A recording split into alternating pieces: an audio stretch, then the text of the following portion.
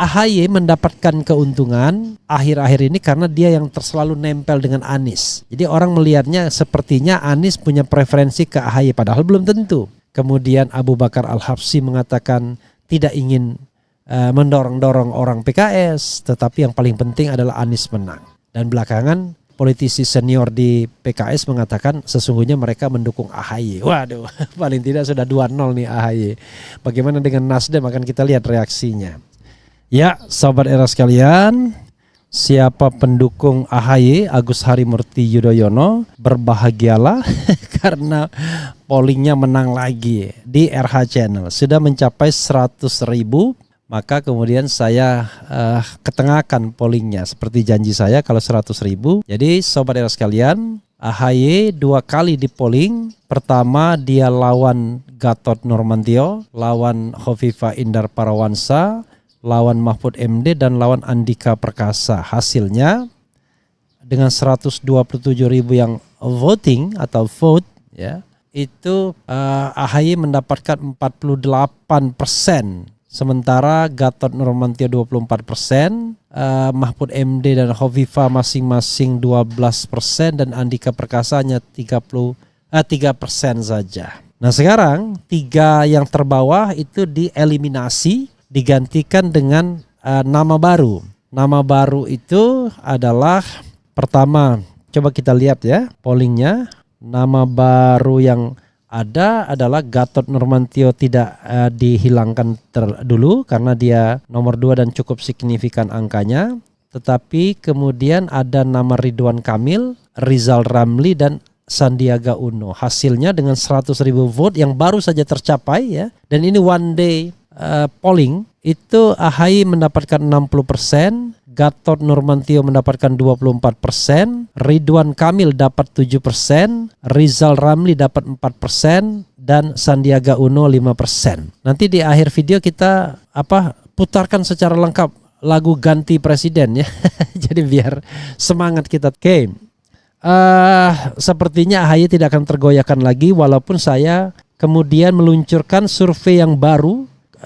Tidak lagi 3 yang diganti tapi 4-4-nya diganti. Jadi Gatot diganti, Ahmad Heriawan, Erlangga Hartarto, Hairul Tanjung dan Muhaimin Iskandar. Oke, dan for the time being masih unggul AHY, yaitu dengan berapa persen? 2.300, baru AHY 83%, Ahmad Heriawan 9%, Erlangga 3%, Hairul Tanjung 3%, Muhaimin Iskandar 2%. Pertanyaannya tentu ya, kenapa? Ada 2 hal yang ingin saya bahas dalam kesempatan ini. Kenapa AHY selalu unggul? Itu yang pertama. Yang kedua, mengapa nama-nama ini yang saya masukkan? Oke, AHY unggul dari Gatot Nurmantio, Ridwan Kamil, Rizal Ramli, Sandiaga Uno. Menurut saya ada 2 sebab. Karena ini adalah di Society RH Channel, tentu wakil-wakil presiden ini memiliki kesempatan yang sama. Kalau saya masukkan Anies, ya tentu saja dia akan menang karena Society ini mayoritas pro Anies pastinya. Tapi apakah Society ini pro AHY atau tidak? Belum tentu juga. AHY mendapatkan keuntungan akhir-akhir ini karena dia yang selalu nempel dengan Anies. Jadi orang melihatnya sepertinya Anies punya preferensi ke AHY padahal belum tentu. Jadi sepertinya ada semacam chemistry. Beda dengan tokoh lain yang tidak pernah berdampingan sama Anies. Gatot misalnya yang nomor 2 disebut tidak pernah terlihat berdampingan sama Anies, tidak pernah menghadiri misalnya kegiatan-kegiatan Anies. Padahal kehadirannya itu penting untuk menunjukkan bahwa dia bisa sejalan, bisa loyal kepada presiden. Karena tidak mungkin wakil presiden tidak loyal kepada presiden walaupun kita lebih senior misalnya. Ridwan Kamil karena sudah dimasukkan ke Partai Golkar atau terjun atau nyemplung ke Partai Golkar, dia pun tidak pernah terlihat sama Anies Baswedan. Rizal Ramli apalagi. Rizal Ramli justru masih belum melihat bahwa Pilpres adalah jawaban bagi transisi, bagi perbaikan Indonesia ke depan. Saya juga meyakini itu sesungguhnya kalau seandainya kita tidak mendapatkan an enlightened leader, pemimpin yang tercerahkan. Kalau pemimpin yang kita dapatkan hanyalah orang yang mau bernegosiasi dan kalah dengan oligarki, alamat gak akan ada apa-apanya kita. Sandiaga Uno saya masukkan karena Sandi orang yang pernah berpasangan dengan Anies di Pilkada DKI dan juga pernah punya pengalaman sebagai calon wakil presiden. Tapi rupanya society ini sudah tidak menyukai Sandi lagi. Jadi walaupun nama Sandi dimasukkan, dia mendapatkan semacam suara yang negatif karena itu tidak besar pollingnya. Jadi 5% saja. Alhasil ya AHY lah ya jagoannya. Nah, karena dia dipandang dekat, punya chemistry dengan Anies, tidak heran. Berikutnya adalah ya AHY berasal dari partai koalisi. Orang menganggap bahwa bargaining position AHY itu adalah karena dia bagian dari partai koalisi. Karena kalau Demokrat menarik diri, tidak akan pernah terjadi pencalonan Anies Baswedan seandainya partai lain tidak ikut bergabung. Walaupun dalam konteks ini, hal ini sempat memicu panas antara politisi Demokrat dengan politisi Nasdem. Karena Nasdem konon tidak mau kalau AHY itu menjadi wakil presidennya atau AHY memaksakan diri untuk dipilih. Sementara AHY sendiri mengatakan dia tidak ingin memaksa, tapi juga jangan tanpa alasan tiba-tiba dieliminasi. Artinya dia ingin Anies objektif. Nah, dalam objektivitas itulah dia terus berusaha memepet Anies Baswedan sehingga orang menganggapnya ini duit tunggal. Jadi ada keuntungan-keuntungan itu ya Sobat Era sekalian. Bagaimana dengan nama-nama baru yang saya masukkan? Sebagian Sobat Era mungkin protes, kok Ahmad Heriawan dimasukkan? Iyalah, karena Ahmad Heriawan adalah nama yang secara resmi diajukan oleh PKS. Walaupun belakangan PKS sendiri mengatakan dua hal. Pernah bilang menjagokan Sandiaga Uno dan Sandi merasa GR kembali mendapatkan peluang dari PKS. Pernah mengatakan dia mengajukan Mahfud MD walaupun saya dengar dari politisi PKS itu kan hanya gimmick saja. Kemudian Abu Bakar Al-Habsyi mengatakan tidak ingin mendorong-dorong orang PKS, tetapi yang paling penting adalah Anies menang. Dan belakangan politisi senior di PKS mengatakan sesungguhnya mereka mendukung AHY. Waduh, paling tidak sudah 2-0 nih AHY. Bagaimana dengan Nasdem akan kita lihat reaksinya. Oke. Bagaimana dengan Airlangga Hartarto? Erlangga Hartarto dimasukkan sebagai alternatif. Ya, ada isu yang mengatakan bahwa Golkar masih membuka kemungkinan bergabung dengan koalisi perubahan. Asal Erlangganya menjadi wakil presiden. Kalau Erlangga tidak menjadi wakil presiden, gak ada insentif bagi Golkar. Karena siapapun yang menang nanti, Golkar tetap ikut dalam kekuasaan seperti kebiasaan sebelumnya. Jadi kalau dia mau gabung dengan sebuah koalisi, ya pastikan Erlangga menjadi wakil presiden. Nah, dalam konteks ini, seandainya dia tidak menjadi pasien rawat inap dalam tanda kutip, sebagaimana sering disebutkan orang, harusnya Golkar ya mengajukan calon sendiri. Menurut saya itu jauh lebih elegan. Misalnya dengan Partai Amanat Nasional, walaupun tidak menang, tapi paling tidak mereka mendapatkan panggung kampanye yang luar biasa. Jadi nanti pasangannya adalah koalisi perubahan, koalisi Gerindra dengan PKB, koalisi Erlangga Hartarto dengan PAN, dan koalisi PDIP. Hanya Erlangga Hartarto dan Zulkifli Hasan perlu keberanian dan restu Jokowi untuk maju sendiri ya. Kalau tidak punya keberanian dan tidak punya restu Jokowi, mereka tidak akan pernah berani. Padahal kalau mereka maju, kotel efek kepada partai mereka akan lebih baik, ya kan? Tetapi ternyata mereka tidak memilih menjadi politisi pemberani ya, hanya politisi yang tunduk pada kekuasaan. Bagaimana dengan Khairul Tanjung? Ini sesuai dengan abjad ya. Khairul Tanjung adalah seorang pengusaha yang pernah dulu disebut-sebut sebagai calon wakil presiden juga untuk Presiden Jokowi. Karena jangan lupa Khairul Tanjung ini pengusaha yang besar pada era pemerintahan SBY. Jadi kalau sekarang ini mengendorse Anies Baswedan dan sepanjang Demokrat juga mengendorse Anies Baswedan, rasanya Khairul Tanjung pun mungkin punya minat. Kapasitas tidak perlu diragukan. Hanya persoalan kan tinggal bagaimana dengan kepentingan-kepentingan bisnisnya. Itu yang jadi soal kalau pebisnis itu menjadi penguasa. Bukannya surut dari semua aktivitas bisnisnya, malah kegiatan atau posisi itu digunakan untuk memperbesar lini bisnisnya, baik langsung maupun tidak langsung. Langsung itu oleh yang bersangkutan, tidak langsung itu ya oleh anak buahnya yang memanfaatkan jabatan bosnya. Tapi kan ini baru hipotetis tentunya.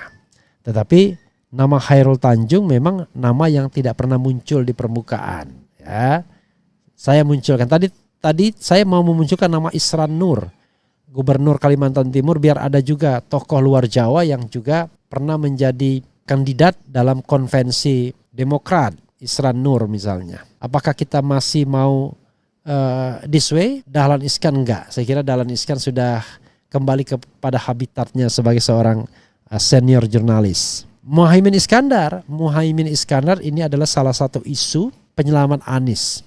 Seandainya Demokrat dicopet, maka Nasdem bisa menggandeng PKB karena dua partai ini cukup untuk mengajukan calon. Seandainya PKS memang tidak berkeberatan, maka ya koalisinya tetap 3. Bahkan akan lebih kuat karena PKB mewakili unsur yang berbeda dibandingkan Demokrat yang dengan Nasdem kurang lebih sama sepertinya ceruk pasarnya. Tapi sekali lagi Sobat Era sekalian, alternatif ini kan banyak dan ini sontoloyonya karena memang adanya presidensial threshold.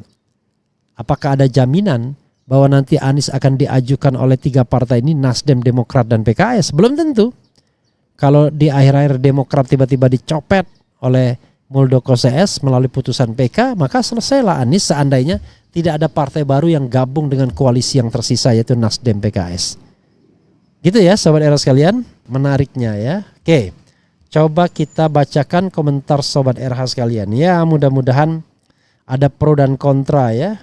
Yang pendukung AHY senang, yang bukan pendukung AHY marah-marah. Padahal buat apa marah-marah ya? Ini menyangkut manusia. Yang paling penting adalah kebenarannya yang kita bela. Kita boleh marah terhadap kebenaran yang kita bela, tapi marah terhadap orang enggak lah. Jadi saya memilih mendukung mengusung yang benar ketimbang mendukung mengusung orang.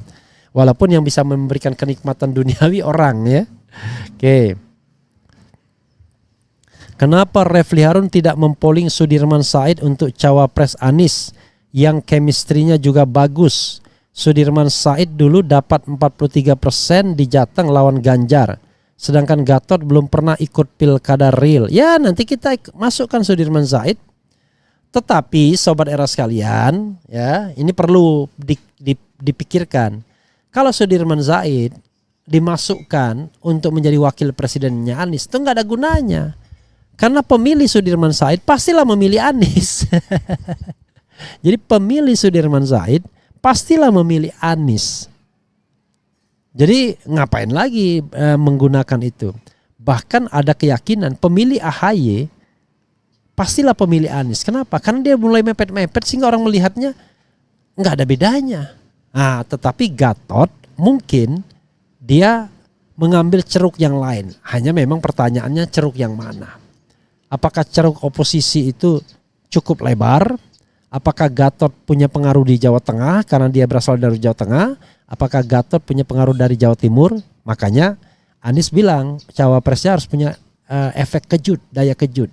Jangan sampai kita yang terkejut nantinya. Oke, gitu ya. Oke, tapi boleh juga nanti kita masukkan Sudirman Said. Bukankah saya nggak suka dengan Sudirman Said, tapi saya melihat apakah is it necessary memasukkannya sebagai wakil presiden karena Sudirman Said adalah tim Anies dan saya kira pendukung Sudirman Said pasti memilih Anies. Itu sama dengan memasukkan Refli Harun sebagai wakil presidennya Anies. Nggak mungkin. Pertama, kapasitasnya kurang. Kedua, ya yang suka dengan Refli Harun paling juga jauh lebih suka dengan Anies Baswedan. Begitu ya. Cawapres pilihan terbaik sudah di kantong Pak Anies Baswedan. Diumumkannya nanti di saat yang paling tepat. Menang 1 putaran lebih kurang 60%. Indonesia pasti berdaulat asal pemilu dikawal benar-benar, jangan dicurangi. Ya, saya mendengar gosip. Nanti akan ada deklarasi sekitar bulan Juli katanya. Bersama wakil presidennya. Tapi katanya kan bergantung kepada 3 partai ini. Iya atau tidak. Itu satu. Yang kedua katanya ada partai yang akan bergabung juga. Katanya. Lagi-lagi katanya. Kan yang namanya politik. Kalaupun kita mendapatkan sumber A1 bukan berarti tidak bisa berubah. Sumber A1-nya ini tidak bohong, tapi konstelasi yang berubah itu ya. Oke. Anies AHY paling cocok. Bang, apakah constitutional complaint bisa ditambahkan ke dalam kewenangan MK? Dan contoh peristiwa atau jenis hukum apa saja yang bisa dijadikan dasar untuk mengajukan constitutional complaint? this is not the place untuk ngomong to discuss about constitutional complaint. Kita ngomong tentang capres nantilah ya, itu soal pelajaran soalnya. Indonesia pasti lebih indah jika dipimpin sosok yang beriman, cerdas, jujur, adil dan bijaksana. Ujung-ujungnya Anies Baswedan. Itu menurut Eri Fahrizal. Tapi kalau menurut LSI, LSI ya? Oh bukan, SMRC, sosok yang cerdas, taat beribadah, merakyat itu adalah Ganjar Pranowo. Jadi semua memiliki relativitas. Oke, apalagi ya? Kemudian Bung RH, undang AHY ke podcast Bung RH dong. Sudah pernah saya undang ya, nantilah kita undang lagi. Ya mungkin sekarang kita yang datang ke sana lagi ya. Jadi ada beberapa tokoh politik yang punya makom tinggi. Jadi harus didatangi, bukan kita yang mendatangkan ya. AHY one of them ya. Ini kan sekaligus kritik lah. Kadang-kadang makom tinggi itu dibutuhkan agar masyarakat melihatnya sebagai ratu adil. Makanya jangan heran Megawati selalu berjarak dengan rakyatnya karena orang melihat Megawati seperti ratu adil. Karena yang namanya pemimpin itu tidak boleh biasa-biasa saja. Dia harus terlihat megah, terlihat berjarak, terlihat besar. Karena konsep ratu adil di masyarakat kita ini masih ada. Jadi pemimpin itu nggak boleh rakyat biasa. Nah hanya itu dipatahkan dengan Jokowi yang penampilannya sederhana di 2014. Nah, itu patah. Kalau SBY kan mentereng penampilannya. Begitu ya sahabat era sekalian. Oke, kadang-kadang memang tidak banyak pemimpin itu yang berasal dari tanah. Dari tanah itu adalah orang yang memang berkubang dengan kesulitan-kesulitan di awal hidupnya. AHY kan beda sama kita. AHY itu 10 tahun menjadi anak presiden. Jadi beda dengan kita ya. Kalau AHY 10 tahun terakhir menjadi anak presiden dari 2004 sampai 2014, Refli Harun pada masa itu sudah anak yatim. Karena orang tua saya sudah meninggal tahun 1996. Nah sekarang sudah yatim piatu karena ibu juga sudah meninggal 2019. Jadi beda lah. Jadi ada orang yang memang hidupnya lurus-lurus saja, aman-aman saja, mungkin tidak pernah merasa kekurangan dan kelaparan. Ada orang yang betul-betul dari bawah. Dari nobody menjadi somebody. Nobody becomes somebody. Oke. Apalagi ya? Pak Anies dan AHY pasangan yang sangat cocok itu Bung Refli. Oke. Apalagi ya? Oke. Masya Allah, tabarakallah, alhamdulillah, insya Allah siapapun yang terpilih menjadi cawapresnya Pak Anies, semoga yang terbaik menurut Allah Subhanahu Wa Taala. Amin ya Rabbal Alamin. Jadi sobat era sekalian, kalau tidak ada kejutan, saya menganggap paling pilihannya ke AHY. Ya, no choice. Satu-satunya yang keberatan barangkali Nasdem, karena Nasdem masih berpikir agar wakil presidennya tidak berasal dari partai politik. Karena hipotesisnya adalah AHY sama Anies kan cuma satu ceruk pasar saja, tapi jangan lupa AHY memiliki pasukan sendiri, yaitu Partai Demokrat yang barangkali akan membuat dia lebih powerful. Bagaimana dengan Gatot Nurmantio? Apakah dia masih memiliki jaringan purnawirawan yang solid? Belum tentu juga. We don't know exactly ya. Kita serahkan pada mekanisme. Yang penting one thing for sure, RH tidak punya preferensi kepada siapapun menjadi calon wakil presiden Anies. Yang paling penting sebenarnya menang. Jadi kalau nanti Anies memilih si A, si B, si C dengan pikiran bahwa si A, si B, si C itu bakal memenangkan pertarungan. Karena kalau nggak menang nggak ada gunanya. Misalnya dalam satu kolom yang sama nggak ada gunanya. Gitu ya sahabat era sekalian.